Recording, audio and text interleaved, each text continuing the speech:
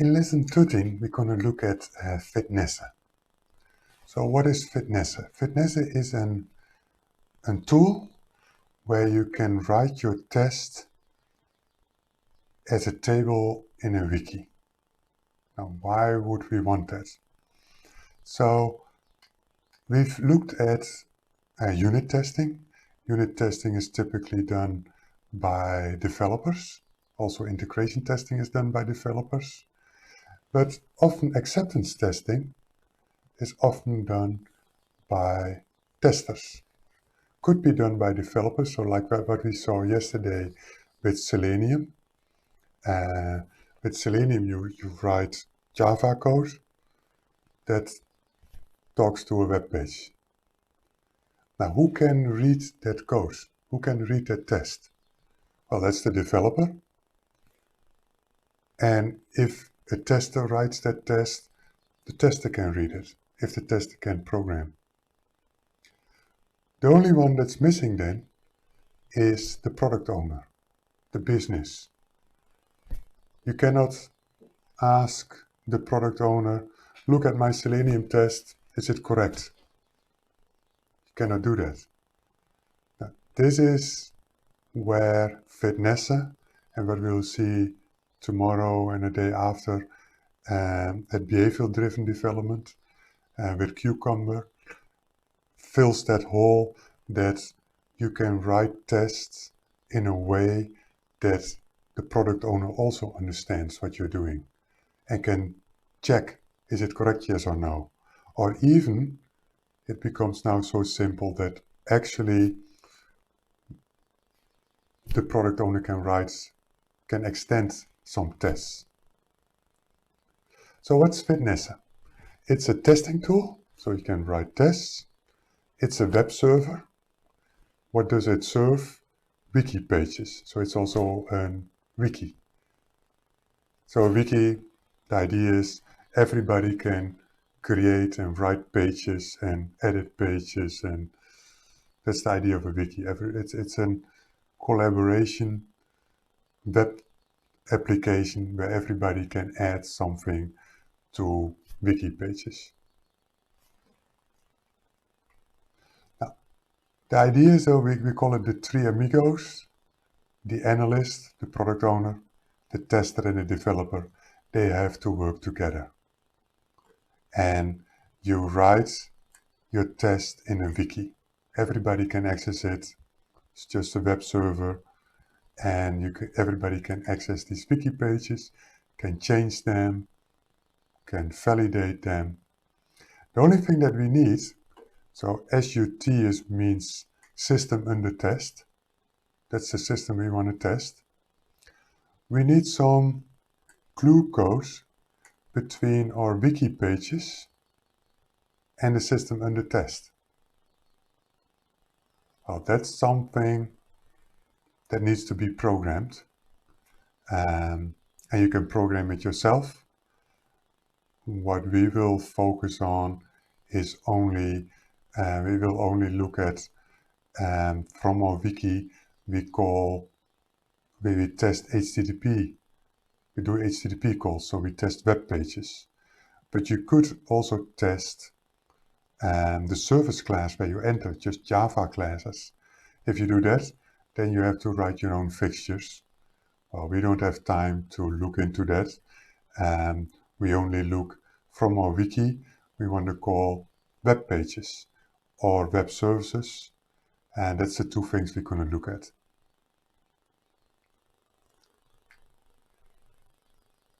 So if you want to test Java, so the system in the test, and you want to test Java, then typically the developer writes the fixture, and the tester can then write the test in an HTML table. It would work better if the tester can also write a fixture, but that's not always the case. So these are the three ways how I can use FitNesse. The first one, I test a Java application. So I do Java calls to my system under test. Well, we're not going to look at that one. We're going to look, and there is already a fixture for it. It's called HSEC, HSEC. That's a fixture that is already written that you can use to test web front ends or to test web servers. So the last two, that's what we are going to look at. So first, we have to learn the wiki. Once we know the wiki, we can write tests. So wiki, sort of content management system, everybody can add pages, change pages, read pages. It's just a sort of web application. And it has its own markup language to, for markup, let's say you want to make something bold or a header, or you want a line, or you want a table, or it has its own language to do that in the wiki. The first thing you need to know in that wiki is that we create test pages, and a page in the FitNesse wiki always have camel case names. So whenever FitNesse sees a camel case name, it sees this, hey, this is a page, this is a wiki page. So we all know camel casing from Java. And there are three types of pages you can make. A static page, just plain content. A test page. What's the difference between a test page and a static page? I will give a demo. But a test page has a test button. You can press that button and it will run the test on that page. And yesterday in unit testing we also learned about a suite. Well, you can also make a suite page. What's a suite page? It contains test pages. So the suite page has a suite button. If you press that button, all tests in that suite will run. And then if you make a page, so I give a demo, but if you make a page and that page ends with test or example, it automatically makes it a test page. If it ends with suite or examples, it automatically makes a suite page. Otherwise it makes a static page, but you can always change in the properties of the page. You can say, no, this page should be a test page, or this page should be a static page. So that's the first thing. Pages, the names of the pages are camel case. You always need to follow that convention. Then these pages have properties. And here you see we have static pages, test pages, suite pages. And there are also all kind of other properties that you can use. And you can use versions every time you change the page. So it's also sort of version management, what it does. You can edit a page, or you can allow to edit a page. You can do something with security. You can search pages, all kind of properties. A page can also have a header and a footer. If pages have a common header or a footer, you make a special page, and the name of these pages are always the same. Page header and page footer. So if you want a header, you have to call it page header. And you see again, camel case, and typically you put static information on that page. Similar with a page footer, also static like copyrights or images or whatever. Now, these pages in a wiki is like a tree structure. So you can start at the top with a suite, and that suite has different other suites, and those suites have test pages and static pages, or maybe also other suites. So you can decide where you put these page header and the page footer. the way it works, so here's my example here. I have a page called Bob. This is just an example. I have Bob here. And Bob has a daughter, Angela. Angela has a daughter, Alexis. That's my tree structure. If I put the page header here next to Alexis, then this page header will be applied to to Angela and Alexis. So here to the brothers, so page header, in this case the sister. The page header has a sister which is Angela. There it will be applied, and all the children of your brothers and sisters, which is Alexis. I also can put another page header next to Alexis, and then it will be applied to Alexis.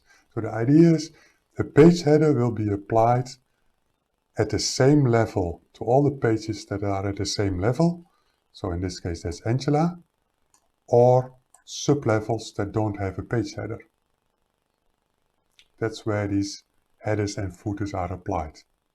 So if I want Alexis to have a different page header and page footer, I create a new page under Angela, the same level as Alexis, call it page header, and then that header will be applied to Alexis.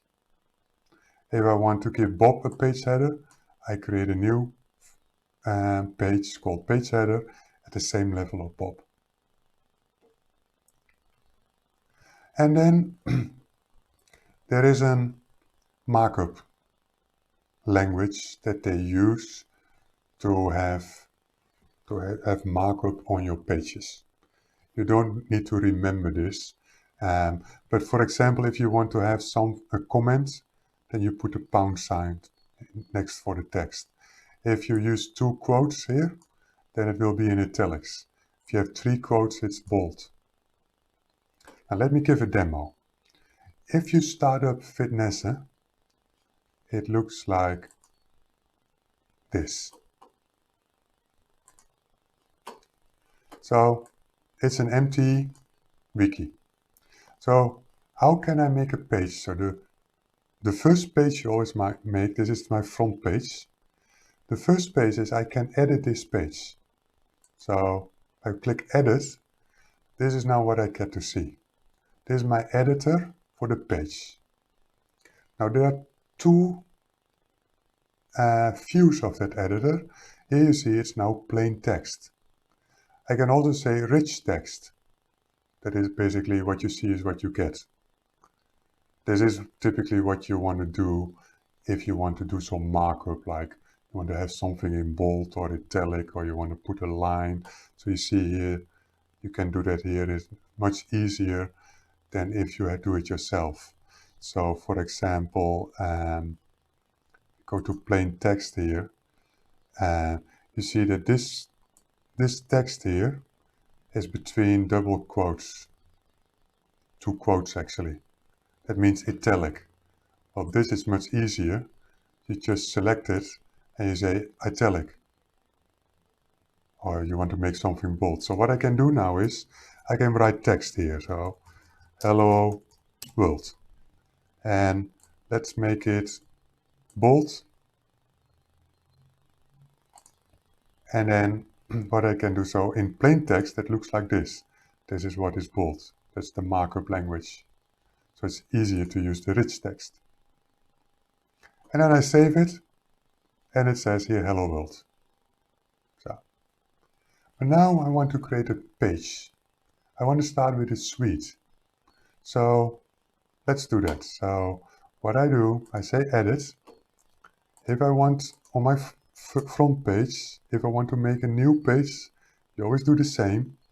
You type in the name of the page, but that name should be camel case. So I call it my suite, or my suite page, or let's maybe better my test suite. My test suite. That's how I call it. So now what happens if I save it? So it doesn't need to be bold. If I save this, I get to see this. So what happens? FitNesse sees this name and says, hey, this name is a camel case name. So that must point to a new page. So this question mark, if I hover over it, it says create page. That's what I want, because I want a new suite page. So I click it. Now the name is now my test suite. I can have here help text if I want. And this, I'll come back on this one. This is what it puts on every suite, so just leave it like it is. And let's put in some text. This is my test suite. And save it. So now this is a suite page. How can I see this? It has a button suite. If I run this, if I click this button, it will run all the tests on this page. Now, there is no test, so if I run it, it says, well, there's nothing here. There's nothing to do. Now, what I can do now, so I can go back to the front page. I can go to my test suite. So that's the 2 pages I have. So, good to remember, the first page you always make is always by typing, entering some text, which is camel case. And then you say, create that page. Once you're in this page, you can say, add a new suite, a test, static page. Don't do this on the first page, only once you have a suite. So now I can say, okay, let's make a test page. And I call it test 1. It needs to be camel case. And I can leave this, I can say, this is test page 1. Save it. So what you see now, I am in my test suite. So let's start with the front page again. It says, here's my test suite. The front page is your top in the tree. It has one child, which is my test suite. My test suite says now, I have a child in my test suite, which is called test 1. I can click on it, and now I'm in test 1. This is test page 1. I can go back. I can go to the front page, so I can navigate wherever I want. Now, if I'm in test 1, if I go to Tools, Properties, then it says it's a test page. I can make it a static page if I want. If I save it, go back, then it's italic now. That means it's a static page. So what's the difference? Let's look at test 1. Test 1 has an edit, an add, and a tools option. No test, because it's a static page. If I change the properties to test, suddenly it has a test button. I can run a test on it. This page doesn't have a test, so if I click test, it says exception. I cannot find a table so test pages, you write tables, we'll get to that. But there's nothing to test. Actually, there's an exception, there is no table. Now what I can do, if I go to my test suite, if I say suite, it does the same thing. Here, it goes to test 1, and it gets the same error here, or exception. So we know suites and test pages. So what I can do is add another test page. And I call it test 2. This is test 2. Save. Oh, I made a mistake, I think. Yeah, this should be one name. Test 2, a camel case name. And I lost this. This is test page 2. Save. So now what you see, the suite shows all the child pages. Why does it do that? Because this is typically what I want. Why does it do that? If I go to edit, so you can always edit, it's this line here that does this. Actually what it does is this minus R2. This basically says show all the child pages, and the R is from recursively, I go 2 levels deep. I can also set it to 3 levels deep. So what I can do, if I go to, so let's add a suite here. Let's add a new page. That's a suite. So this is now, let's call it a subsuite, because it's a subsuite in my test suite.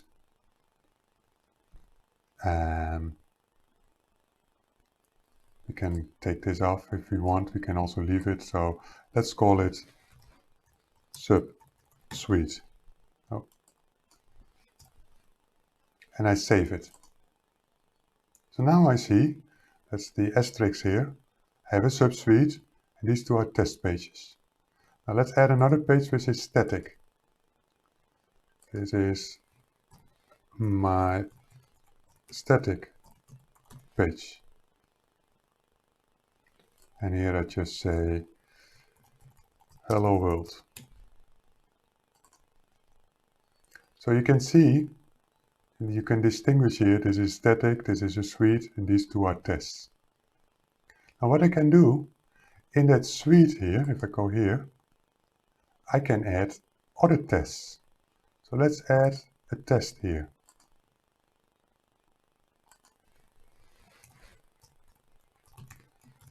Another test.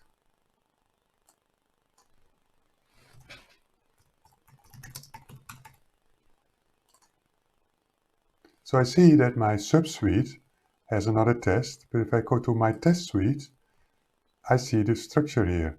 Because I have recursively 2 levels deep, it shows my child and the grandchild. So I can run this, so if I press suite, you see I have 3 test pages now, and all of them, so test 1, test 2, and subsuite another test, all of them don't run because I don't have a test. And I go back to the front page and I can make another suite, whatever. So this is how you work with FitNesse. Let's go to this test 1. So I say edit because I want to do something, and I go to the rich text and I can do whatever I want. But what if I want a table here? I can say table, and then it chooses how many insert columns before. So it made actually already 2 fields here. But if I go now to plain text, so these bars is basically how you make a table. This is what we're going to do when we make test. So what we can do is like this. I have a bar, and I say 1, another bar. I say 2, another bar, 3. Then I say 1, 2, 3. Then hello. So this looks like a weird table because the top row has 3 columns, the second row has also 3 columns, the last row has 1 column. Now what I can do, because we're going to use tables a lot, and what I can do is I can select this and I can say format. So you see now it formatted my table. If I want to see how does my table look like, I can go to rich text, and this is how it looks like. So all the alignment, etc. is done by FitNesse. And again, we will look at tables later. You can save this now, and this is how it looks like. Now it wants to run this test, but you cannot run this. This is not a good test. So if I run this, it says, hey, there's something. It looks for a fixture called 1. And that the reason is because it starts with 1. But that's a convention that it uses, so we'll fix that later.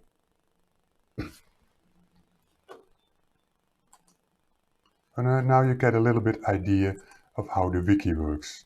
So you can do there's all kind of markup that you can do.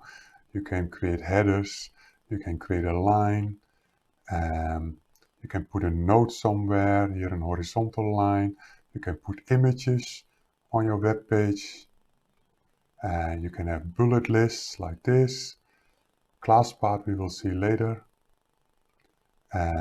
tables, I just gave an example of a table. You can get the last modification time of every page. There's all kind of stuff built in. And then this line, what I just shown, that is typically have on a suite, just leave it there. And this RN, so in this case R2, includes n levels of descendant pages. That's what I just shown. So just leave it like it is. Now, most wikis have a flat file structure like this. It's just all kind of pages. Every page you create comes next to all the other pages. With FitNesse, you have subwikis. So you have this tree structure that I just shown with my suite has a static page, 2 test pages, and a subsuite. And that suite has again test pages and suites, etc. So now the best thing to do is learn the wiki first. So do the first part of the lab first, where you learn the wiki. It's just you start up FitNesse, you create pages, all that. So first learn the wiki and then continue with the second part of the lecture where we learn how to create tests.